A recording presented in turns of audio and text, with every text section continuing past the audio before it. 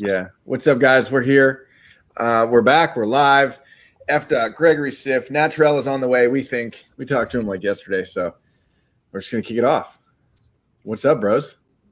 Yo, thanks for doing this, Blake. Yeah, of course. It was a great idea. Yeah, man. So it's dude, I can't believe like that it's been a whole year since you moved studios. I mean, that puts it in perspective. A lot's changed in the last year. Gregory got a new house. I'm in a new space. You're in a new space. It's awesome. What area of LA are you in, by the way? That's Brooklyn, right? So loud, man. Yeah. Were you talking to me or Siff? What area of LA are you in, Greg? Out towards kind of like Burbank area. You know, Okay. like I was in West Hollywood, and then I've had, since I moved here, it's been like the studio jump. It's been like West Hollywood, Venice, downtown LA, you know, just like wherever you make it. And but this has been really good for me. This has been nice, like not far from home. But I keep a little mini studio in the house, but just can't get like messy in there. You know, just kind of like watercolors and like. I think you'll get there. Yeah, I feel like you could make a messy room. Well, I got that tarp. I got that deck outside, and I can't wait to like do the outdoor painting. I saw you were doing some outdoor painting, Efdot, like out in nature. Yeah, man. Just got to bring the supplies wherever you go. I don't know. I like to make these little travel series because if I don't sit down and take a little time to draw while I'm traveling, I feel like the photos are one thing that you can get while traveling, but it's always cool to look back at a piece of paper and see what you were thinking about and what went onto the page while you were in that place. And it just makes it more meaningful because you know you drew it in that place. So yesterday I was in Yosemite and I was like, all right, I have to make a few drawings here. And I wanted to, you know, and I had some time. We rented bikes to bike around the park and found a little spot where you could see the waterfall and just made a few simple drawings. They were beautiful. Yeah. That's awesome. Thanks, man. So I visited Siff in LA. What was that, 2 weeks ago now or something, Greg? Yeah, that went quick. 2 weeks. Yeah. And Gregory gave me like a cool little moleskin notebook that he like drew a picture of me on. Oh, Naturel's cool. He's here. So now I have my go-to notebook. Yeah. Oh, what's up, bro? What's going on, y'all? How you doing? Man, I'm good. Just had lunch. Straight. Yeah. Let me put some headphones in. Maybe that'll help. Fuck, I can't hear shit. Yeah, I'll probably do the same. What's going on, y'all? I'm gonna mute myself for a second and try and figure out my speakers. You guys do your thing. Connect. This is my first time chatting with Naturel, I think, on a video. Yeah, definitely. So this is Me cool. too. I feel like we got this kindred connection, you know what I'm saying, being Project 2020, you know what I'm saying? So, you know, yeah, I'm definitely a super fan of all y'all, man. Like, Oh, you know, man. The feeling's mutual. yeah, being able to see you. I think we were I was watching the World Series with my family, and I saw your work on there, man. Like, you know, I was like, I stood up, I said, yo, that's my man's, you know. It was crazy. So happy, man. So happy for you, man. They were in LA and they were like, "Can we come film over here?" I was like, "All right." I was like, "Let me get things together." And they wanted me to like just do my thing. I had no idea it was going to be like I thought it was just going to be like a quick clip, like, you know, here you go, World Series. And then they did the whole thing, and I got to watch it with my mom, which was fun because that's what's up, man. They gave you the rollout and everything, man. Yeah. I was like, yo, that's incredible. That's incredible. Isn't that cool? Like this project just starts to open up all this other stuff that I mean, you can't predict it. It's like someone come by and sees your work in this format and they try and to like say, well, what would it look like this? And Naturel, I remember back in the day, like in 2012 or 2013 at Scope in Basel, and I saw your work. Oh, yeah. And at the Dean collection, I was like, this guy's got it. I was like, this is sick. Oh yeah, man. Like that's it's incredible to see the same folks, right? Like, you know, like it's a smaller community. A lot of people think that you know, folks don't know each other. You know what I'm saying? Like everybody kind of is connected somehow, you know. And it's like it's a brethren. And like one of the things that I learned, early was like when you get an opportunity, say I get something to come across my table, if I'm not able to do it, then it's like, oh, who will be really good for this? You know what I'm saying? To be my man, and you pass it on and stuff like that. And it's just I've gotten some really cool projects off of that, and oftentimes when you're in the studio, you're alone, but it's really good to kind of pick up the phone. I know y'all linked up in LA like not too long ago, so what I'm saying. I know it was one of those. It's kind of cool to get out of the studio and talking with folks. So even this is like incredible, Hell yeah! How are you guys feeling about the drop yesterday? I feel loved, man. They look good together. They look good together. Yeah, I don't think I remember last year's drops like that or whatever, who I was dropping with. And I think we've each kind of figured out like at least one card we dropped together. But like being that this is like one of the first, it's the second time they did a 4-pack. It's incredible. It's incredible. And I think that like a lot of the followers that are a lot of the collectors, like they really, really appreciate it. I felt the love, what I'm saying? And just kind of being up there with y'all, it's like, is incredible, It's always a trip to see that big header image on the Topps website and see all things in a line. Cause I didn't see your cards before yesterday either. Yeah. So it's always a big surprise for us too of what's coming out. And I think with the four people, it's a lot of cards, but it's like just so many cool connections are going to happen and coincidences might happen too, I thought it was super cool. They did 3 Jackie Robinsons on one day. Curious, like what other drops are going to happen like that this year. Yeah, totally, man. I like that one. Go, Blake. Oh, I was going to say one thing that trips me out this year is like the cards being up for 70 hours is like, I know that obviously 70 like means something, but like I always forget like when my card's going to end. I also like buy my cards at the last minute, and like a couple times it was like stressful because I like didn't know if I'd get them in time. But dude, Naturel, is that Nationals hat green? Oh yeah. That's fire. I just whipped out. Oh shit, I still have the sticker on this one. I just pulled out the new green one. I haven't worn this one before. Yo, I was just listening to like this podcast about the Yankee symbol and the original the New York lockup. Tiffany and Co. made that. They originally made that design for a badge for a police officer that was wounded in duty, like a Medal of Honor. Yeah. Then there was in 1877, and then this podcast they told us that I'll send it to you guys.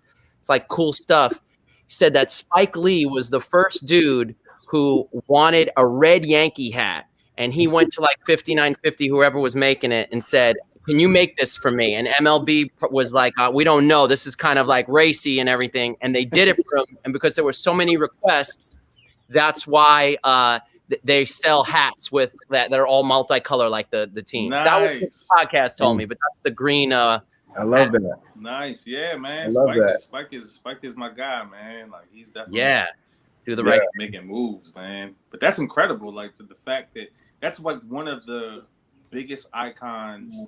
The Yankee logo is one of the biggest icons. Like one of the most iconic symbols ever. Yeah, like that and like the Nike swoosh. Yeah. And McDonald's. Yeah. It's incredible. Yeah, that's dope. Yeah, I have in California, I've got San Francisco Giants hat, but it's Warriors colors. So it's like a blue hat with a yellow brim, yellow. I love that hat. And I'm pretty sure I got it like at a Warriors game too. I think they were kind of cross-repping sports, which I love. That's right. You from the Bay, right? Mm-hmm. Yeah, exactly. Yeah, where Efdot is like now is that's my neck of the woods. Okay, what part of the Bay? I grew up in Marin, northern Marin, like Novato. So that's like borderline Marin County, Sonoma County. Yep. It's great. It's like 30 minutes from Napa and 30 minutes from San Francisco. Yeah, I got family directions. Like it's a nice little pocket. Yeah, I got family in Vallejo and American Canyon. Yeah. American Canyon is right there. Yeah, kind of between Vallejo and Fairfield. Yep. Yeah, that's what's where up. my pops is from. You know what I'm saying? So like, yeah, I got a lot of love for Bay Area teams. You know. Yeah. What do you guys think? Like, from that, where you're like, what would you do differently now if you were to go back and start Project 2020 over again? Would you do things differently? Yeah. For me, like Project 2020 really helped me gain my confidence in illustrating. Yeah. People, like I draw this character over and over, and I love this abstract figurative style that I've been developing. But really, like doing baseball cards and doing faces and portraits was something that I was just like, damn, I don't know if I'm ready for this. And so I used a lot of photography last year and just like manipulated the backgrounds mostly. And then only towards the end of the series with like Griffey card did I really start like pushing how do I draw people in a way that does them justice and also feels good for me. And so this year I was like, all right, I'm going full illustrated. I don't know if I would go back and do it all over again, but I look at my Project 2020 cards and I think about like what could have been with some of those players, because I'm not redoing any of the same players this year. And I wanted to none of them? Zero? No, 40 unique players I wanted to do. So, Wow. so, I think if I could go back, I'd love to have all of them illustrated, but it's a lot of work. And I'm not sure if I was ready. Yeah. I think what I would have done differently is I would have definitely embraced the companion card thing a lot earlier. Yeah. Just because that's where I'm stretching out a lot more. Like with the set that Topps puts out, like I wanted a cohesive body of work. Like at the end, when you look at them all, they all kind of follow the same rules. They're all neat and put together. But like with the companion cards, I'm like stretching out like really, really far. And so I wish like I had a little bit more runway with developing those things and connecting, just because there's so many things that can happen, right? Like there's so many different things that that could work in tandem with the original. And it's such a great idea. So I wish I kind of got there earlier. I think I would let half of the year slip before like I even got into the conversation. I haven't even started them yet. Yeah. I haven't even started companions. It's still fascinating to me, but man, I just feel like I got so much to do that I don't know. I'm with you on that though. I wish I got into that last year. Yeah, I think it's a great product, right? Like it's something that stands in between Topps as a company and their customers, and them coming into our places of commerce is always a good thing, because it's like, what else does Efdot have? You know what I'm saying? Like, does he have this? Does he have that? Like, I didn't know he did this. And it's a great segue into the other things that we do outside of Project 2020. But if I would have done anything differently, probably just been less boring and way more exciting, like you guys. Dude, I got companions from all of you guys. Well, I love that it's all about the experience of like the packaging. Envelope comes and you're like, I try and put myself in the collector's shoes, and I just like with those clear X-ray, like those skeleton cards, and just like I love you and Efdot when you've got that packaging and the sticker, and then the quality is just like it's up to the same thing. It's like you're buying from Topps, but you're buying from the artist. And I was like, damn, this is leveled up. Like a lot of my stuff is I didn't print anything besides I didn't do companions last year. I did the autos, and so it makes you think like, wow, if you like focus and laser in on it, you can do anything that you want. And I think you guys are holding that down really nice. I love getting the tangible stuff from you. Yeah, I mean, like thanks for the support for sure. You know what I'm saying? And I appreciate that. But I think that there's something there, right? Like I think that if we can start this thing that is between us that kind of invigorates the card market. Like that's not a market.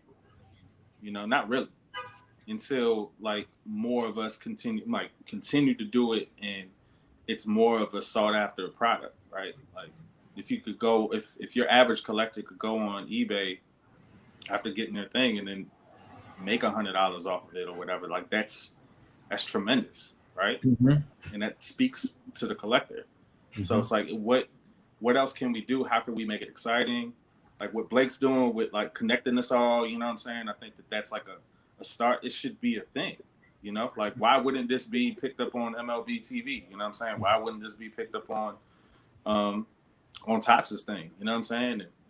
And, like I remember like Topps was they were kind enough to kind of produce the first two companions of mine. You know what I'm saying? So Oh wow.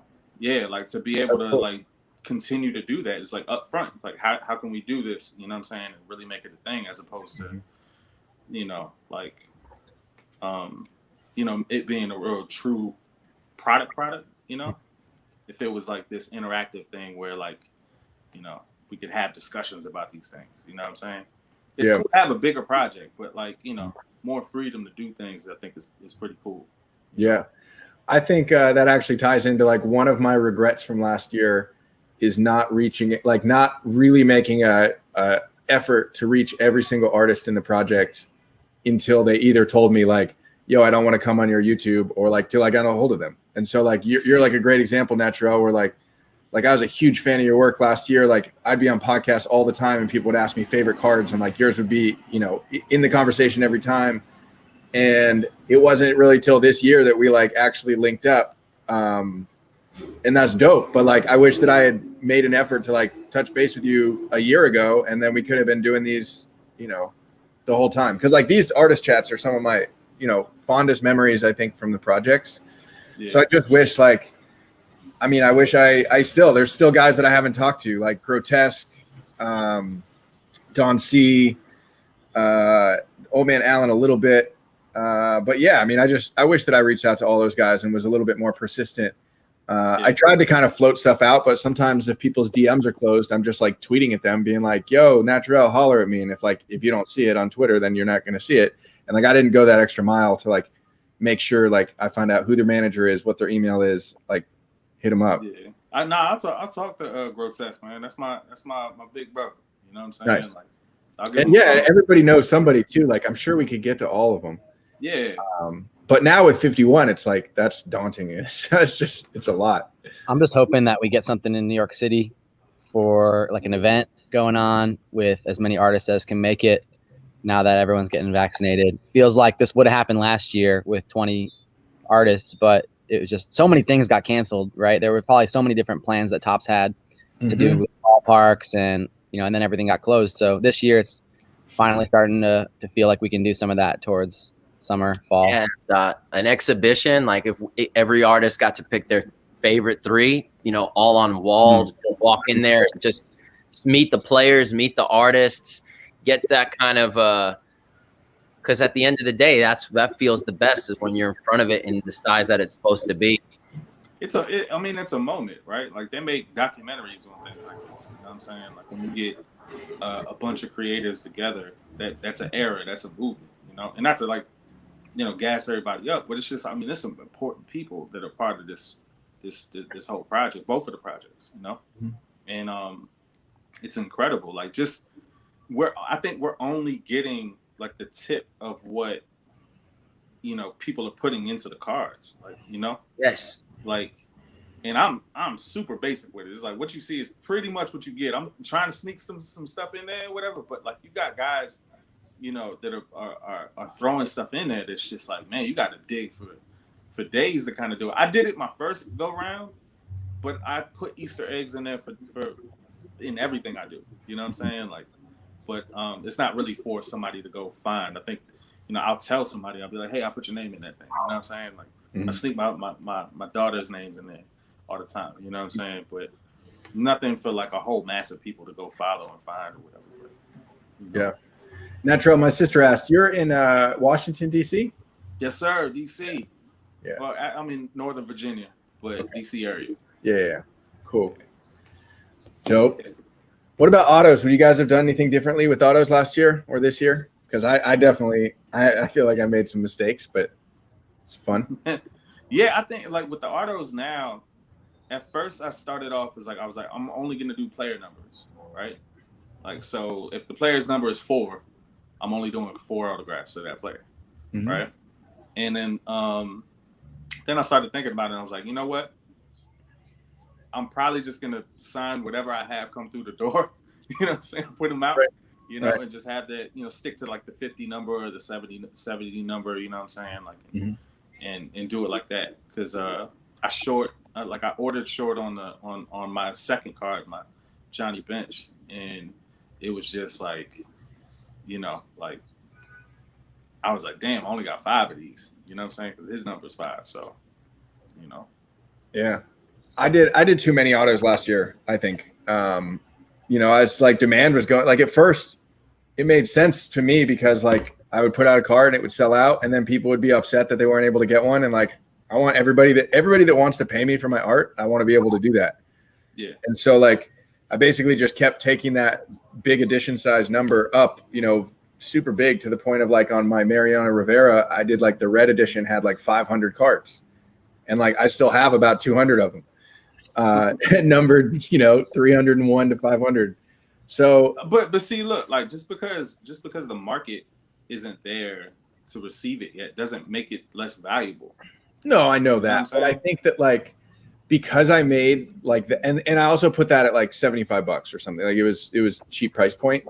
And so it's like, okay, so the 300 people are able to get my autograph at a cheap price. That's fantastic for them to have. But like what the trickle down effect of that has been, like this year doing like Kutch cards, for example, biggest edition was an edition of 22. And I mean, I still have a couple of those on my site, which last year that never would have happened.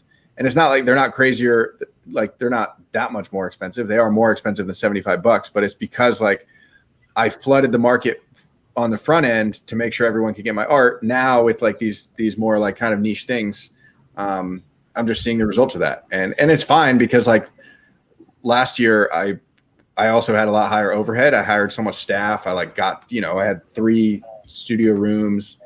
And so like I had to do the big numbers just to like keep up. I feel really good about this year, like cutting down a ton of my overhead. Yeah, just like ordering a ton less cards. So like, I don't even like, I would like those Kutch cards to sell, but if they don't, it's not going to like make or break anything in my budget. It's just, you know, just observationally, like I know that reason that that's happening is in part because of my strategy last year with autos. So live and learn. That's also why I changed my autograph. Like I used to write just BJ last year, and now I just started writing Blake, because I want this, like I want these autographs to be special for their own reasons. Yeah, I'm also switching up my autograph, doing the full Efdot instead of just the EF. Nice. I haven't actually released any yet. I've been trying to get the packaging and the stickers all together, while also trying to finish the final 20th companion card from last year. So, and yeah, stadium. I feel like every time I talk to you, you're like, I'm on my last one. Well, I've been taking my time on this one because it's Jackie, and it's the last one, and I want it to be right. And I've been working on the next round of stadium cards as well, and obviously the Project 70 deadlines. So just with all that going in and out, it's just been hard to finalize much of anything besides the Project 70 cards that are, you know, hard deadlines. Topps was pretty cool with the stadium cards. They were saying like, yeah, whenever they're ready, you know. So I sent them rough drafts last week. But with the autos, yeah, I'm keeping it more limited this year. I think I also produced too many of them for some of the cards. But then towards the end of the year, I think I found the right balance, and they were selling in the way that I was happy with. For Project 70, I'm not really sure if I'm going to do companion cards. But I think that like doing other offerings to sell along with the autograph cards is interesting to me. Because for me, like when I do Mike Schmidt, that was my first card. And I went to school in Philadelphia. So there's all these memories that I have of living in Philadelphia. And I think about these cards living in somewhere in Philadelphia, someone's collection, and they grew up looking up to Mike Schmidt. And I'm like, okay, what else would they like to have in their collection? What else would I like to make? And then find that overlap and just put it up there and see if it moves, and just keep experimenting. I had so much fun with that last year, just like putting different kinds of stuff in my shop, like making baseball bats, you know, just doing all kinds of shit. So I'm not going to stop that. I'm just taking a little time to get that first, the stadium cards, the last companion card, and then I'll be like off to the races. Yeah. Yeah. Are you, and this might be, I mean, it is an ignorant question because I just haven't been active on there myself, but are you still like all in on Patreon, like putting out content there and promoting your drops and stuff? Yeah, I'm still doing Patreon. I haven't been promoting it outside of Patreon too much. I feel like I want to try to build community elsewhere as well. So I've been trying to start up a Discord so I can have people come in for free if they want to get some of the information. It definitely caused a bit of a bottleneck, because I know these people, like everyone who's watching right now, are like spending your hard-earned money to collect the cards. And so to ask for more money is something that not everybody is ready to do. So for the real people who want to support what I'm doing, like getting in on the ground level, like the Patreon people have stuck with me so long, and I'm so For the real people. for that. But people, who don't want to pay for content and access and stuff, they really just want the cards and the art, and I get that. Right. It is an investment, so I'm still doing Patreon. I did bring it back down to $5, so that's the only level you can get in. But yeah, Discord will be coming soon. Nice. That'll take up the place for community, because the problem with Patreon is you can't really chat that much. It's just comments, and you can't even put photos in the comments. It's just text. So Patreon has some things that it's really good for and some things that it's not so good for. Yeah. I just signed up, speaking of community, for an app called Community that's like the text messaging thing that like Gary Vee uses. It was actually recommended to me by an artist, David Garibaldi, who's one of my favorite artists. He's like a performance painter from Sacramento. He's an absolute beast. And he's like, dude, this changed the game for me. And so I just set it up like 3 days ago, but it's actually like really cool interface where it's a completely separate app. So like I have my SMS texting app and then I have my community app. And but once I open that, it just looks like a text message phone. So like I'll see like, oh, Efdot messaged me like, when does your Ricky come out? And I'll just respond, and I can respond with a picture, a video, a GIF, or just like text. And so like it's like really personal communication, but also like ability to broadcast. For example, sending out yesterday saying Ricky just dropped, pick it up here. So I'm definitely interested in that. I was also thinking about Discord. I did a Discord project for the NFT stuff with Terrell Owens, and that's been, Discord in itself also is like has its own challenges to manage, because it's like all the different, like it's confusing to me. Like there's all the different channels, and then in each channel there's all these different conversations going on, and it's really hard for me to kind of keep track. And like it's really easy for me to miss if somebody if somebody asked, for example, like when does your next card come out? That's like a buying question. Like they probably want to spend money. That person should get an answer quickly. It's been really hard for me to figure out how to do that efficiently with like something like Discord. Yeah, it's the same thing on Twitter though. Same thing anywhere where you have conversations, like you're jumping in, jumping out. Same thing on email. It's all difficult. Yeah. And I'm curious though about the community app. One, from your perspective, and also from everybody watching, are you enjoying the text message feature? Because I find that like Patreon messages are just not as easy for me to check and respond to. You got to open like the email, and then the app doesn't take me to the link doesn't take me to the app. It takes me to the web version. It's just annoying. So yeah. So let's see. Okay, so we have the app here. Let's see. I'm reverse, so we'll go there. Bam, and then it's just messages. So like, test sent an attachment. Oh, that was this this thing. Join us live in 30. But yeah, it's just like a text message app basically. I could just see people's stuff. Just click on one. All these have already been responded to. I want to find if I have one that hasn't been. Yeah, we're on top of it. So everybody that's already reached out, we're like, thank you. Here's the link you wanted, or whatever. But it's dope. And so I think like it's $100 a month, up to 2,000 contacts. And so like I just started promoting the number like 48 hours ago. I think we're at 100 or so. Let's see here. James Lindsay, dope app. Yes, it is. Bam, personal touch. 107 members. I don't know. I feel like that could be really valuable. Like, because I also think like with last year, I could have done a better job promoting my email list earlier, like getting more people on the list, and then being better about sending out broadcasts.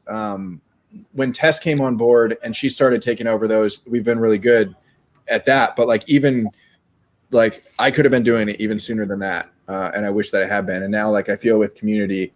I think that's like the next level of email marketing is going to be like text message.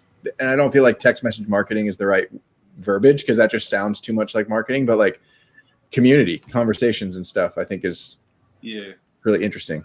The friction definitely gets reduced when you just send a text to Blake instead of having to break out an email and use all the formalities of email and like, did you forget the attachment? You just like text message just flows more naturally. I'm going to see if people are open to it, but it is another platform, and we all got like how many freaking platforms we're juggling. I know. So it's hard. Yeah, that's a tough one, man. I'm trying to swim too and figure out how to put myself out there. I think that's what this project has definitely allowed me to do, is like put myself out there. Like I'm a wallflower when it comes to it. You know what I'm saying? So if y'all hadn't reached out, I probably wouldn't have, you know, reached out. You know what I'm saying? Like, and there's nothing against y'all. It's just, you know, I like to stay in my little corner, you know. But finding new ways and new methods to like connect with people is key. You know what I'm saying? Like, it's like I'll try to go into my my DMs on Instagram, but like I'm never there. You know what I'm saying? Like I'll go there maybe once a week, and it's just hard to navigate through all the stuff and then keep up with responses and stuff. So, you know, something like that, the community thing seems perfect. You know, to kind of because I like I'll talk if given the time and given the right platform, like, you know. But it's just it's tough to kind of keep everything together. And you're using StreamYard. Like I want to try to figure out. Like I'm looking into like Ecamm Live and trying to communicate more and share everything that I've kind of been through. Like less about the trying to promote the art part and just more helping the younger artists that are kind of, you know, just getting into this whole thing. Because when I came through the door, all my OGs, like they came through and they were just like, all right, cool, you're doing this full time. This is what you do. This is how you do it. This is this contact, these people. And it really blessed me. You know what I'm saying? Like I would have loved to be a fly on that wall for that conversation. Yeah, it was nuts, man. Like cats like Ron English, like he definitely like took me under his wing, and gave me some jewels. Grotesque, you know, like he definitely did the same thing. There's a lot of cats that were doing this stuff that just put me on, and I want to be able to do that for other people, you know. Are there any young artists that you've been following lately that you're like, yeah, this person's gonna be dope? So one of them was Jacob Rochester, right? Like, nice. I knew about him maybe like a year or two before, like back when I had my, even before I had my Puma deal. You know, I had the folks there reach out to him to kind of, you know, be part of the campaign. But even before that, I heard about him, and yeah, he's a star. Like he's a star for sure. Yeah. And then, you know, there's other guys that I'll try to put on here and there, but you know, like I definitely want to reach out more, and because I feel like, you know, the game's to be sold, not told, you know, and that's also a product. Everybody here has that. Like everybody has, and say you're a younger artist or whatever, you could tune in and I'll get something different from Blake.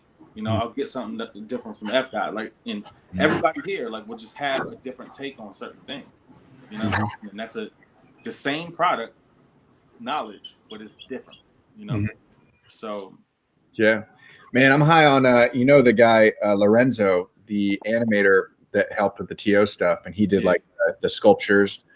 That dude is so talented. He's young too. He's like 24 years old in Italy, you know, living at home with his parents, like just grinding. Like, and I can respect that because I moved back home with my parents when I was 30 to start my art adventure. So I've been really having fun working with him, and like, yeah, man, just seeing there's a lot of young talent on the internet.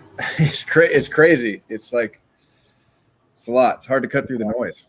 Yeah, I mean, one of the there's things also a lot of not, you know, stuff that is underwhelming, I guess. Yeah, like when I went to I got invited to Ron English's studio, and I asked him, I was like, well, why me? Why are you interested in what I do? I'm probably not even I could count on my hands at the time the amount of prints that I sold. Yeah, that's how new I was. I was like, why are you even interested in what I'm doing? You know, you're years in the game. And he was like, because I told him, I was like, I have so much to learn from you. He was like, likewise, I have so much to learn from you. And that's when I was just like I was like, wow, there aren't any levels. Like, there's no levels here. There's just, I've been through this, and you're going through this too, and this is how we're gonna break this whole thing down. You know what I'm saying? Like, does he have experience? Of course, but like, can he learn from what I was doing? I mean, he started extracting certain things, and I was just like, wow, I didn't even know I had that to offer, you know? And so His art's dope. Being able to tap in. I mean, all this stuff that we're talking about with like juggling different apps and trying to like, you know, there's these kids these days, like they're adapting those things like really, really well. You know, they're swimming in them. So, you know, like older cats like me, like it's hard for me to kind of catch the tempo. You know, they could show me a few things here and there and then, you know, put me on game. You know what I'm saying? Yeah. I love Ron's work too. It's amazing. Yeah, it's crazy. Yeah, I have one of the smiley face with the skull mouth hanging in the kitchen. I got a question for y'all. So we all know the cards that came out yesterday, but who you guys got coming up next? Can you share any sneak peeks or even just a clue? Yeah. So I have a Mookie card that's finished, but I think I'm going to pull it. And I know I've been saying that because he was supposed to be like my second card. And every time I have a new card, I'm like, oh, I have Mookie ready, but I'll do something else. So I think I'm going to do something else, but I don't know which one. In fact, I don't even did we get like our next card assignments from Jeff yet? You mean card number 6? Yeah, let's see. I got one over there already. So I think I'm not sure what schedule they got y'all on, but like I'm definitely there's one in the chamber now, and then I probably owe them 2 or 3. You know what I'm saying? Yeah, I got 2 with them, but then I see there's a lot of rewrites lately. We just got Bo Jackson. Yeah. Oh yeah. That's cool. Big news. Yeah. So I'm definitely swapping to get at that. But like I think if I mess up, you know, like I have like 3 White Sox players. You know what I'm saying? Like there's too many White Sox players, but like I'm so excited for everything that's going on over there that I got like. Hey man, people are gonna like that more than Yankees or Dodgers. Maybe. I don't know. To me, it's exhausting. There's a lot of Yankees and Dodgers. That's why I want to drop Mookie, is because there's going to be so many Mookie cards. Yeah. I like Efdot's strategy of all new players. That's fucking epic. It's not as interesting to me. I mean, I think it was, you know, one thing I would have loved to do some cards of the players last year, but not use those images. You know, some of the cards I just went completely another way. Like Roberto Clemente, I didn't really use the original images at all, but I wasn't as brave with some of the other ones. So I'm looking back and I'm like, man, what would a Nolan Ryan card look like if I didn't use that Nolan Ryan card? And I like that Project 70 just gives us that freedom. Did you go horizontal for 0 horizontal? I'm like, I've done horizontal too. Man, yeah, I don't know. I think it's just the display is something that I want to have for myself. Yeah. And I just like them all vertical. I like them all the same way. I can't stand that. Yeah, I like the same thing, but I have the dopest fucking Babe Ruth picture that's horizontal. And I think I've just got to make my only horizontal card by Babe card. So, I mean, that's the thing. Like, it's such a great format, right? You know, like I love horizontal, but I don't like horizontal cards because the way it's in the case, right? So it's tough, you know. Like when I was doing the Soto, I wanted to do him leaning into the whole Soto shuffle thing, and that's like a very like wide thing, but I couldn't do it, so I was like, Naturel. Right. I just saw on your screen on the back, you had them lined up next to each other on the same horizon line. Yeah, I really love that. And when I was just looking at that, I was saying, oh, is he gonna like 2 horizontals at the end and then wrap the others, and it's all gonna come together to make one thing? That would be fire. That's some 2.0 thinking, you know, like they could go all the way, but then like if you drop around, just make you put them upside down, and I don't know, but I just love that you like put them all on the same playing field on the horizon. I didn't notice that till it was just saw it on your screen. Yeah, so they're all lined up, and all 20 are gonna, you know, there's a big message written in the sky all the way through for all 20. So yeah, like, and then in the corner, I only started it maybe just now, so the first 2 cards don't have it, but hidden in the card there's a Roman numeral to kind of line them all up. So because it's not going to be like 1, 2, 3. It might be like the first card is actually the 5th one in line. Yeah. They definitely jump because like, you know, I locked in the sky first, and then I wanted to have freedom with like the position of the player.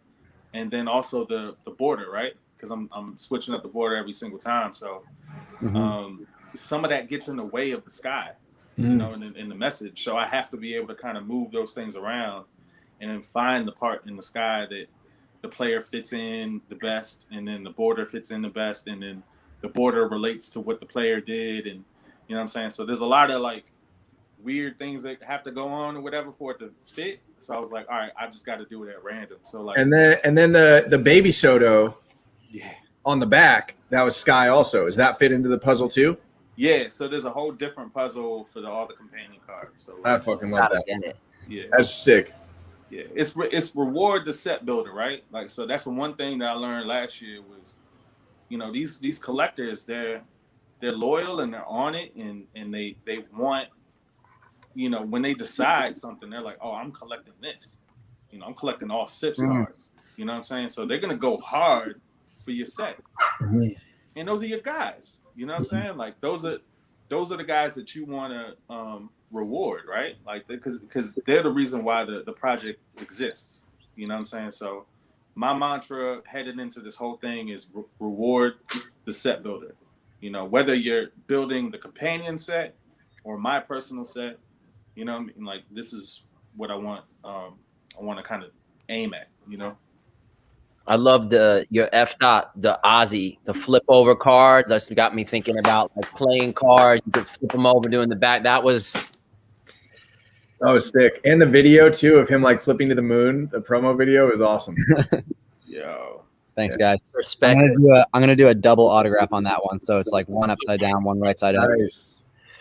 That's Bro, sick. that was incredible. Get that spin art machine and put one on a spin art like Hearst. Yeah. You know, like that spins. Yeah. That's dope. My next card coming up is Josh. Sorry, you about to cut us off? No, go ahead. No, I was not at all. I was gonna say, it was already leaked through an article. So my next card coming up is Josh Gibson, and I'm really excited about this one.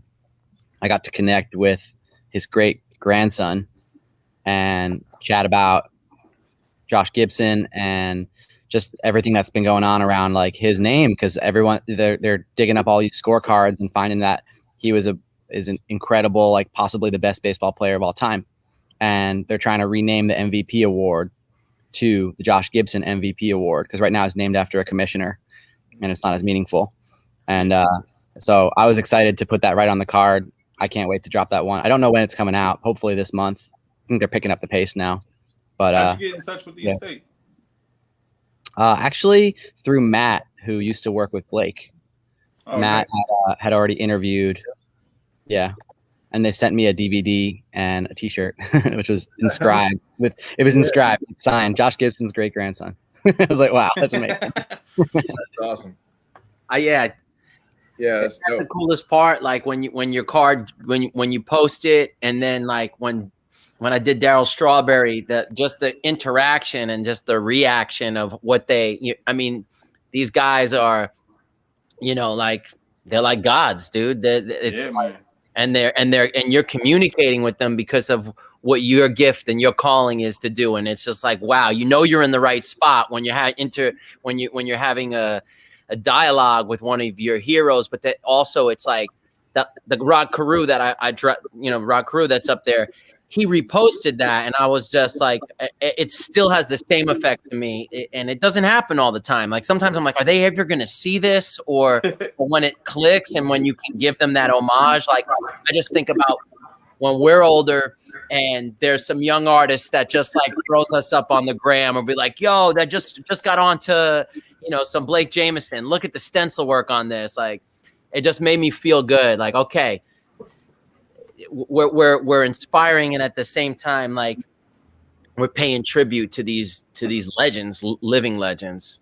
Yeah, so it's the art of attraction, right? Like, I feel like super blessed. And anytime anything that I put out there comes back with the same amount of energy, you know, like it's definitely a blessing to kind of be in there, and it's powerful, right? Like not everybody gets a chance to make something and then have it be cherished by the subject, right? Like especially when you're talking about icons. So you know, it's incredible, man. Like I still don't believe it, You know, like I still kind of have to have it around me more for me to be like, wow, I do have this. You know, like I'll talk with some of my friends or whatever, and they'll be like, man, you did that Willie Mays thing, man. That's crazy. I was like, yeah, I did, but it's not like I don't believe it yet. Like it's still kind of super, super new, even though like we've been doing this for like a year and a half, you know what I mean? Like it's still super, super new, you know? And then like the community, right? The collectors on the sports card side are really, really different from like the art collector side.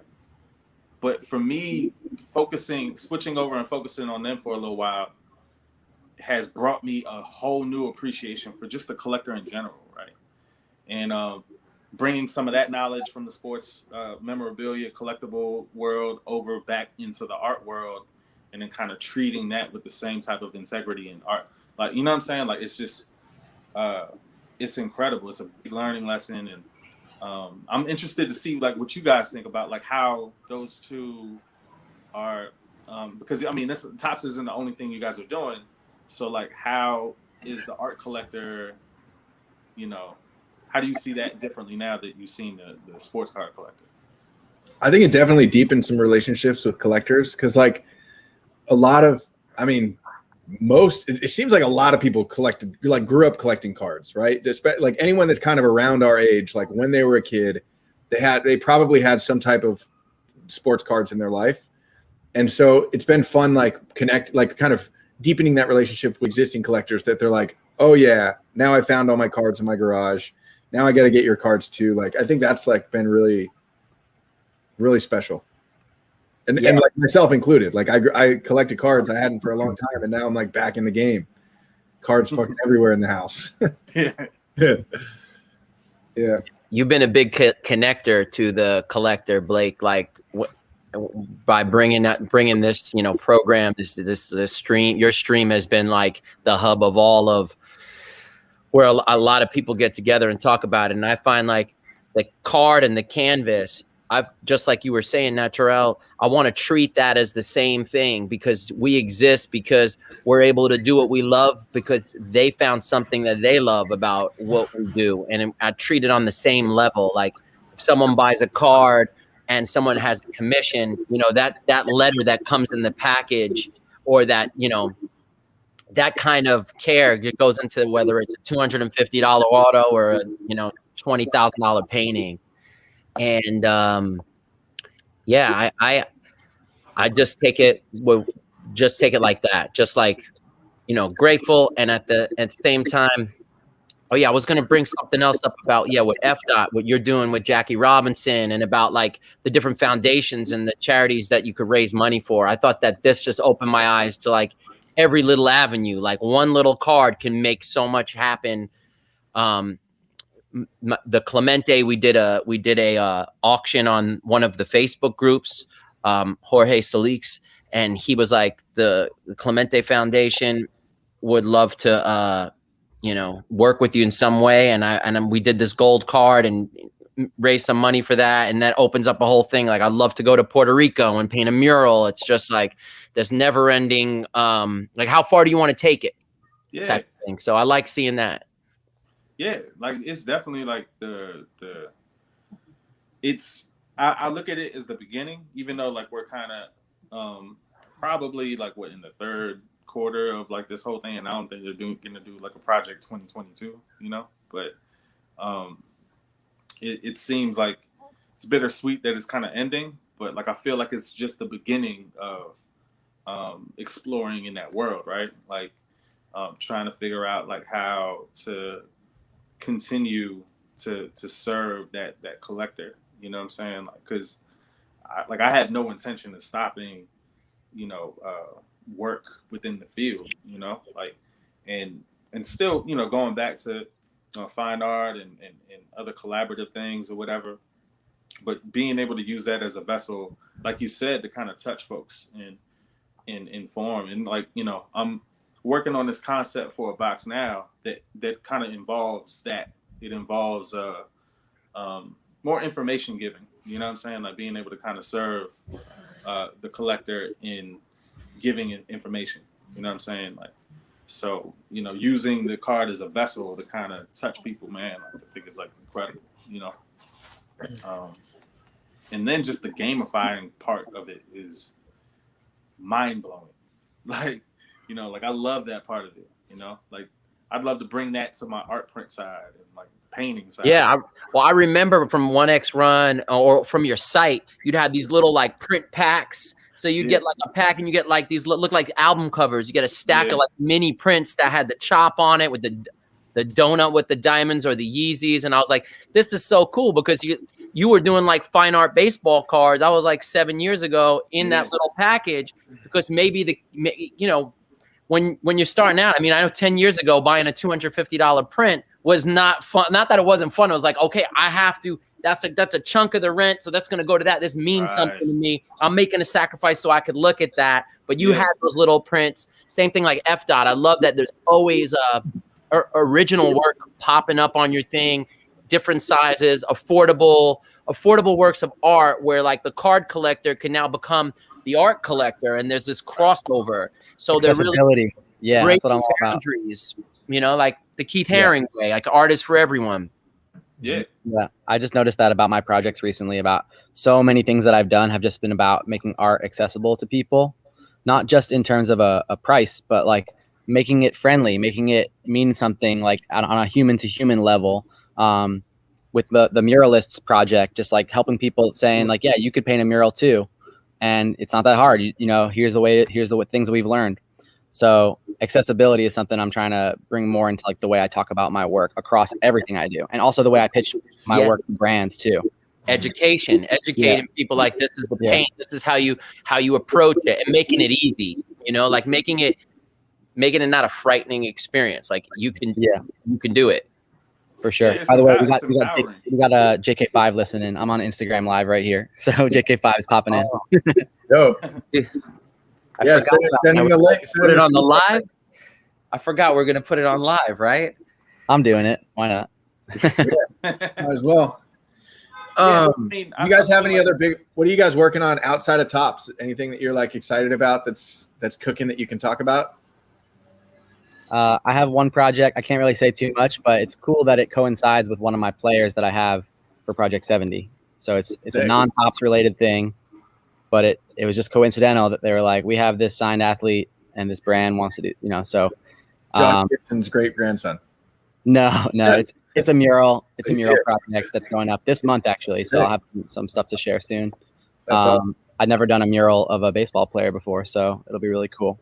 Nice. Everything else is kind of under wraps. Yeah, I think everything on my wall so far, for the most part, it's really NFT heavy. Yeah. So, nice. I think I have a show coming up with the Compound with Set Free's Compound. I think that's like somewhere within this month. Cool. And then outside of that, everything's kind of tucked under, but like I'm definitely like reaching out and doing some really interesting things with like the NFT space and how that services like bigger corporations and stuff like that. So yeah, I'm really curious to see how it all shakes out. I'm, as you guys know, very bullish on NFTs, but it's crazy how fast it changes too, which is exciting. So it should be a good year.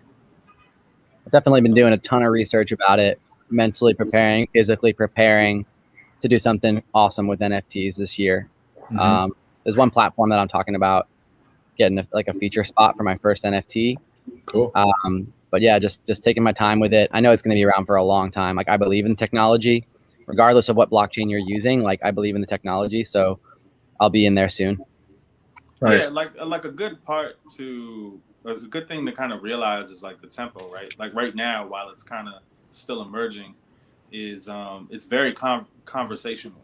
You know what I'm saying? So like being able to put something out and explain and show and tell and like introduce it out into certain things and think about the why, think about the how. That's the moment that we're kind of in right now, and it's such a great thing because like you know, like you can't really have that conversation when you put out a print, put out a painting, or have a show. Like it's not as conversational.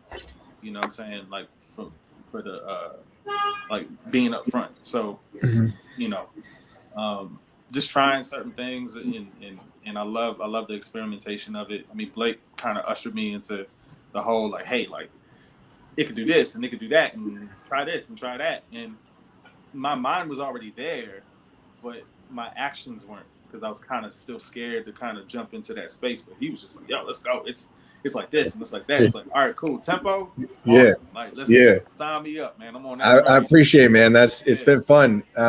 It's been a great project. And dude, your talk with Mike the other day is so good when you guys were chatting. Mike O'Day, Naturel, when you were talking about the just about the project. We got like so many cool clips of all the different artists talking about it. We're right now like mashing it up into like more of a storyline narrative that includes all the different artists. It's going to be cool, man. I think that I'm like really proud of the project and where it's going to stand. I think like in the long term, and I think a lot of NFT projects that are coming out now are not going to have longevity. And I think if, as long as I don't stop making it cooler, like I think this project is going to have a lot of longevity. I'm also like really excited in general about Art Basel this year in Miami.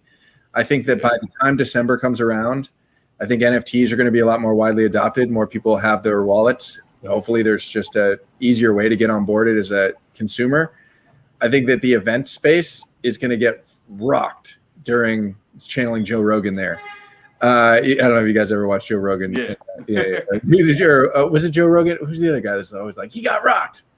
Anyways, I think that the ticketing industry is going to get totally like rocked by the NFT space. And I think that we're going to see its potential start to explore during Art Basel, myself included. Like I'm already planning of like, how can, like, for example, the Blake coins, which were free NFTs that I gave out to my, email subscribers and community. Like that, if you have a coin, that's going to get you into an event. Like it might be a private, like the pre-show for an art show or something. And if you have this coin, you get to come in and you get first pickings if you want to like, pick anything up. I think that's like, I'm really excited about the event space and NFTs really coming together. It's cool to think about how a ticket can typically is just for one thing or a few games or season pass or something. But now you have this thing in your wallet that gets you access to whatever the creator says it gets you access to over as long as you hold on to it. Exactly. That's pretty cool. Yeah. Yeah, man. It's fascinating. Yeah, I'm scared for Basel, man. Tell you the truth. I'm just, I too much too soon, probably. Like, going a year not seeing nobody to like to that. It's gonna be too crazy. Yeah. You know what I'm saying? But I'm excited to see and connect with more people, like I always do down there. But it's gonna be a lot to digest, especially with the NFT thing popping off. Like it's a whole nother element to it. It might be like kind of like how Winwood, when Winwood kind of really grew up from just a block to like its own thing. It's probably going to be another thing like that where it adds another facade to Basel. Yeah, I was thinking the same thing. Especially like you've got South Beach, Wynwood, the tents and everything out there, but the way that NFTs are kind of digested and absorbed, very visual, projectors, televisions. It could be something that's brands and collaborations that always pop off during Basel are going to probably be very NFT driven. And I always think like when you go to Basel, you want to buy a painting or like you got to get it back there. Now you can buy it right there, the wallet, and you have it. And it's like, maybe is that urge gonna satisfy the urge of having that canvas? It's going to be cool to see because last Basel, the NFTs weren't. Well, last year I was there for Miami Art Week, they called it. There weren't really few things going on. I had a show, and it was just crazy to be driving down those blocks that were like ghost town and not have that kind of traffic, energy, pulse. So this is going to be a very exciting one to just see what it looks like before everything is before NFTs infiltrate the Art Basel sector, which it's happening now. You know, galleries are just as excited as artists about, like, you know, curating. I just thought of a brilliant idea. Oh my God. Well, you were like mentioning like all the different spots. I don't know why my mind went. Do you guys ever play Pokemon Go? Yeah, I did for a little bit. Okay. So it's an app on your phone, and based on like where you travel, like geographically, like where you're at, certain Pokemon appear and then you can like capture them, right? If I'm just trying to think of like the cool, like a really cool activation in Basel would be like if a company set up a Pokemon Go type app where like you have to go and check out certain exhibits, or like you got to go to Wynwood Walls and you got to see this thing. And if you go there, you can like collect it right on your app, kind of like Pokemon Go. I collected that. And you make it like, yo, if you go to all these different spots during Art Miami Week or Art Basel or whatever, then, then you're going to get a free NFT or a free ticket to an event or a free anything. Dude, the gamification and like the tech, like how crazily smart these things are getting now is just, it's going to be insane.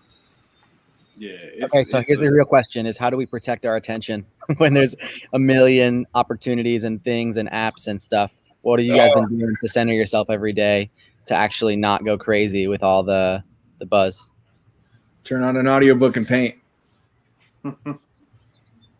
That's my happy place. Yeah, that's a great question. It's I just had that conversation this morning, and it was like more or less like, man, I remember not too long ago when the phone wasn't ringing and it was cold and opportunities were scarce. I mean, that was not too long ago, you know. And then now my wall is kind of filled and my calendar of meetings is filled, and I want to see that wall. Is that a whiteboard? Nah, it's just really just this thing. So this is a bunch of little, you know. Oh yeah, posters. I have zero, organization when it comes to like planning and all the other stuff. Like I'm super all up here. It's all up here, you know. But yeah, like I try not to take that for granted. You know what I'm saying? And it is very, very overwhelming, you know, with everything going on. But, you know, if you honor the time that you get to do it, you know, some things might fall off and, you know, you might not be able to get to it all.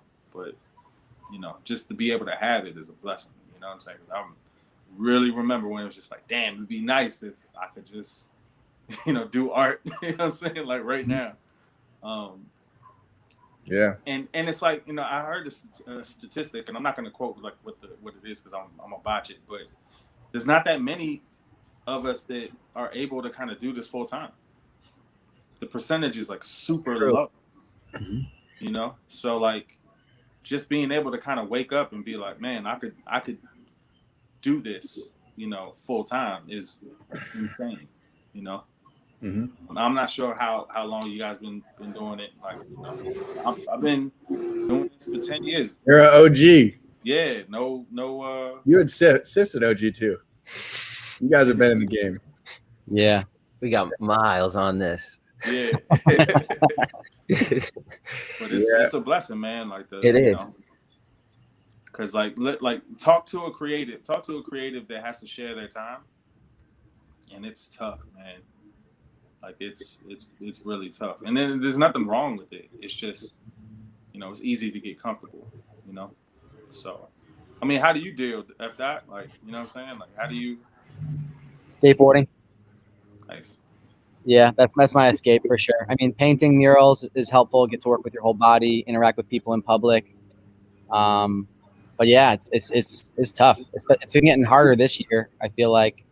Just to prioritize time, and you know the weeks flying by faster. I'm still young compared to you guys, but yeah, like hey, come on, go easy. Nah, I'm old as shit. Younger. I'm old. I'll be old, you know. But yeah, personal, physical, mental health has been something that I'm like, damn. Well, the good thing is last year with Project 2020, I didn't have many people helping me in the beginning. So now I have a manager that helps me out. I have people that help me with shipping, and I have a little team that's been growing slowly and sustainably. So I think this year I was much more prepared, even a creative assistant that I can throw projects to when I am stretched thin. So yeah, I think that's been helping me a lot, just delegating more and then really taking time for me. It's still a struggle though. I do not have it figured out, but skateboarding helps. It's tough. I feel like because we love what we do so much that it never really truly feels like it. And you know, it's like it's like I'm ingesting it every second. And then that time was like you used to pick up an acoustic guitar for an hour. You're like sketching in your thing, or you're in your mind thinking, well, when I get to the studio, I'm going to knock that, and that. It never feels like work. But then when you powerhouse that so hard, then you're like, I just want to go to the beach right now. Or, you know, there's all different kinds of, I want to wash my car, or I want to just, you know, do something that's, physical, outdoors. I love that. I love that part. You can't forget to live life, right? You know what I'm saying? Like that's True. what you do it for. Is like, amen. You know, two things on that is one, figure out how to pay yourself, right? And it's not about like the money. You know what I'm saying? Like I pay myself with, you know, rewards. You know what I'm saying? I might take on this big ass project. It might take months or whatever, only to, you know, have this thing. You know, like, you know, like the Puma project there. I got. Signed to Puma for about a year or two. So cool. And my payment for that wasn't the money. It was the moment that I get to put my own shoes on. That's what I'm paying myself with. So all these hours, all the other stuff or whatever, you know what I'm saying, I'm doing, one day I'm gonna be able to do that and have that moment. You know what I'm saying? Like, so like figure out how to pay yourself, you know. And then the other part is you know, like try not to you know, try not to get lost in things that you're not interested in. You know what I'm saying? Like if it might sound like a good opportunity that you want to do, right? But you know, like if it's not something enjoyable, you're not going to enjoy it. And you're going to want to, like, once you're kind of done grinding it out for a few hours and it's out to the client or to the partner or wherever, you're going to want to run as far away from your practice as possible. And that's a bad relationship to have with something that you love so much. You know, like you want to be able to kind of, the right projects, you know what the right projects are, like when you can't stop looking at it, or you can't stop thinking about it when you go eat, or when you go take a shower, or like you go driving or something. Wake up before your alarm clock. Yeah. And you're out there, you're sketching and you're doing things before you even have to really technically do it. Mm-hmm. Like those projects stand out way more than that sounds like a good idea. I probably should do it, but I'll put it off and I'll do it. You know, like clearly define like what those things are and decide that I'm going to do the ones that I really like over the ones that I think I probably should do, you know? And they look different. They look really, really different. Yeah. I thought of another answer to that, Efdot, is that like, if we're talking about all these different opportunities and how do you kind of block out the noise and get in the zone, I actually enjoy contemplating these new opportunities. And you think about like how some people do like Sudokus or crossword puzzles to like keep their mind sharp, just kind of a habit. Like I like looking at these platforms and these opportunities and then trying to break it down of like, how can I do this different than everybody else is doing this? Like, how can I flip this on its head and get way more value out of this new tool that's the shiny object? I have a lot of fun doing that. And then I have fun like telling my friends about like, hey, I think with Clubhouse, we could do X, Y, Z, and that would do, you know, cause these things to happen. Like even if I don't execute that, like those conversations are fun. And like, it's like a brain exercises for me, like taking in all these new opportunities and digesting them and trying to figure out like fun ways to like try different shit. And like a good example is like, I don't know anybody that gave out NFTs when I planned to give out my free NFTs, because I was thinking, okay, maybe this is ticketing. And I still think it can be, but like I executed that and like cost a lot of money to send out all the free NFTs. And now it's a waiting game until June 1st comes and I need to put together like a cool package of, you know, making that all worth it. Yeah. Giving yourself space to think about those opportunities and like find a unique way to approach it instead of just saying yes to an opportunity, jumping into it, doing as expected, promised. It's like, how do you do something that's built by you and done in a different way? Yeah, that's awesome. Look, I've had creative partners or like brands that I thought that I loved. Like I would love this opportunity just to work with them. I love the product. I love the thing. I've had those things, and they'll some of them will turn out to be nightmares. Like, and it's not necessarily the company, but might be the project manager or it might be something else. Mm-hmm. Anything could kind of get in the way with when you work with other people, to sour the project. You know what I'm saying? Like, and I found myself doing that to, because I thought that, hey, if I take this project, that's paying the bills. That's me doing my work. That's me succeeding, right? But what it was doing was like it was pushing me further away from the thing that makes me me. You know what I'm saying? It's pushing me away from my art, and it's like at the end of the day, 12 hours in a day, like working on some stuff that I don't want to work on. When I get up, I'm done. I was reading that audiobook, like a really great one was McConaughey, Green Street. Not Green Street. Green Light. Green Light. Green Light. Dude, that book is great. He talks about this part of his career where he was so comfortable. He got these romantic comedies, $1 million paychecks. He had his groove, his body. He had this thing, but in terms of like characters and going to a place where he was going to like, self-discovery through his art, he had to like say no. It was the hardest thing to say no to that, like bountiful life. And it was like, he had a child and his wife, and it took him like 18 months before it started to open up for him, where like the Wolf of Wall Street, he played that character, like worked with Scorsese. So it's important to know when to say no and know what is your arc and know who you are, because you're not the money. The money just goes like this, but the oeuvre, the arc of who you are exists forever. And these are good tests for us. Like it's good that you recognize that, right? I love that book. I love that book too. I mean, I love Matthew McConaughey too. And like any book that's narrated by its author, where also the author like has a good voice for narration, is awesome. So tons of respect for that. I got to go plug in my computer real quick if we're going to keep going. But keep going. So, that's incredible. Like, I knew he wrote that book. Like I saw him on the news, like promoting it. I'll get the audio. It's great. It's like I've definitely figured like give that a chance, just because it's really scary to see. Like when you have these intentions and you write them out and you see them and you actually take the path to go do it, and like one day I'm going to work with this company, one day I'm going to do this, one day I'm going to do this thing. And if it doesn't work out, then what does that mean? That doesn't mean you failed. That just means that didn't work out. You know what I'm saying? And those two things, like you'll get stuck if you think that way. Like I got stuck for years thinking that I failed because I didn't do this thing that I said I was going to do. Or see, this thing that I said I was going to do. Nobody sees that. They see the Naturel, the canvases, the Swiss beats, the album, everything that like. I feel you. We're hard on ourselves because we want to be the best that we can be, but at the same time,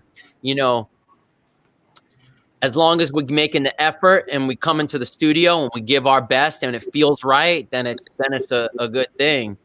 Like I love Retina's work, and when I moved here from LA, from New York to LA, and just was amazed with just like the street art graffiti world, the murals, the camaraderie of art out here. And I saw that Retina had done a collaboration with Louis Vuitton. And I was like, I want that. Like you start saying, I'm going to, you make emails, you go into the store and you give them your work. You try every angle. It didn't work out for me. And I was like, I guess that wasn't for me. And I was hurt about it. But then like 5 years later, however it was, I was hitting these, faces on the Saint Laurent billboards, and I met them in Basel, and it all worked naturally. Like I'm naturally. I want to ask about the E too. But so then when that came out, I was like, okay, so I found my Louis Vuitton. It was Saint Laurent, but 5 years ago, I felt was so hard on myself and I didn't think I was good enough. You have to trust in that if it ain't gonna, it's like a girl or it's like a romance. Sometimes it doesn't work even though you want it to, but there's a reason. There's something that you can't see in present. Yeah, you might not be ready for it. It might not. Yeah, it might not be for you, or you might not be ready for it. You might not be prepared for it. That's one of the main things that that I'll say to any like emerging artist that comes up to me and is like, hey man, give me some tips for this. It's just like, yo, like right now you don't have the light on you. Right now you don't have the ball. Move without the ball. You know what I'm saying? Like that's what you see. Like you watch basketball, you see them running up and down the court or whatever. Like everybody is moving without the ball except for one person. You know what I'm saying? Like, so it's like make sure you're in the right position.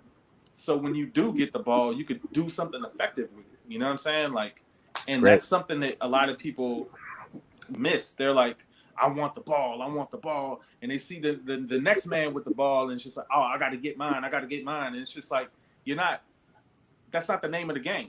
You know what I'm saying? Because you don't want to be in the wrong place with, like, imagine getting all the shine and the love that you expect you deem as successful right now. Are you going to be ready to seize that opportunity? You know what I'm saying? Like, I would tell me, no. My wildest dreams, you know what I'm saying? Like, I'm probably still not ready to kind of accept that. You know what I'm saying? So, like, until your intentions are already prepared out for, like, you know what I'm saying? Like, you're ready to accept them and have room for them, you know, like, you have work to do. You know what I'm saying? And that's the true work to do, is to be able to accept that. You know what I'm saying? Like, beautiful. So, like, you know, like I like definitely appreciate being able to speak, you know, with folks that, because I feel like sometimes I'm crazy, you know what I'm saying? Like, I'm like, damn, like, you know, but it's crazy to see that you guys drink from the same fountain too, you know what I'm saying? So, like, I definitely appreciate that. Like, just even like what Efdot was saying, like, how do you stay above water? You know, like that's tough. You know. Yep. We got JK5 in the house. What's up, Joseph? Yo. Yeah. We got a whole crew. Jacob Rochester in the house. Yeah. Oh, you can read chat in here? Oh yeah. So JK5 and Jacob, when are your next drops? Let us know in the message. Yeah, you see there in the top right, little comment. Free auto. Naturel. Are you on an iPad or computer? I'm on an iPad, man. So I know. might not be able to see. I always do it on my computer. I don't know how to do it on there, but there was a comment related to you. It's have you seen Little Blake Grice? He does YouTube videos. Yeah, they wanted his dad Barry wanted to make sure that you knew he was doing those things. Oh Little yeah. Little Blake's great. I would love to share if that's what they're talking about. Then yeah, JK5 Babe Ruth card, that was sick. Of Ruth. Yeah, man, this has been great, guys. And I honestly, like, I don't think we need to wait until we have another 4-pack drop to do stuff like this. If you guys want to, you know, we could have other art. We could have a revolving door. You know, like, we could just do open-ended artist chats. And then if, you know, Jacob Rochester pops on, you could just send him the link. You know, or you guys could, you know, we could invite fans on, collectors on. It could be interesting.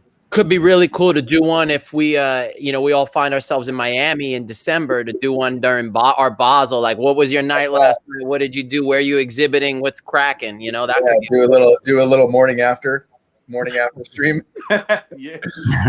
Maybe we'll all be in the same hotel room. Like, yo, just come over here. We'll all do it from one computer.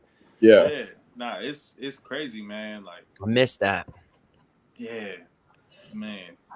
I'm so not ready. Like, I feel like I need to I'm ready for some beach. 5 gallons of water before I even get out there to do something. Like, I'm not ready, man. I'm not ready. I'm ready for some salty air. That's dope. Well, shit, man. I got some painting I got to do today, but I appreciate it so much. This is awesome. Efdot, thank you for the ideas. This is fantastic. So, and thank you everybody that watched, you know, for showing up. Yeah, I appreciate everybody here, man. Y'all's energy is incredible. You know, like I'm super humbled to even sit at this table You know what I'm saying? So I appreciate y'all so much, man. It's awesome. Round table, man. Everyone's welcome. It's dope. All right. Well, thank you guys. And also, everybody. yeah, for people who are watching still, just link down below this video. That's the 4-pack. All 4 of our cards out today until tomorrow sometime. Oh, real quick idea. Yeah. Let's do one. We should probably do like 1 4-way auto. I'm down for that. Like How a do you- giveaway? How do you enter a 4-pack? Hey, why not? We'll I figure love out it. how to. I mean, logistically, I'm we fine gotta with send that. shit around or whatever. Yeah, Like, so yeah, it'd be yeah. kind of crazy, but like, I mean, Yeah. as a fan, you know, like I'd be like, yo, I want the 4-pack, and I want it all autographed by everybody. You know what I'm saying? Like that would be, Yeah. that would could be cool. crazy. I like it. Let's Yeah. do it. Yeah. Yeah. You We'll talk in our text thread. We'll work out logistics and we'll announce it and have it all set up. But yeah, I'm down for that. Commemorating this stream. And Yeah, I think exactly. that, like, you know what I'm saying? Somebody know- sat through an hour and a half of this. You know what I'm saying? So, like, they gotta be rewarded. You know what I mean? yeah. I love it. All right, guys. Thank you guys all so much. All Have right. an awesome day and stay awesome. Thank you, Blake. Peace, peace. Bye, guys. Thank you so much. Yeah, likewise. Peace.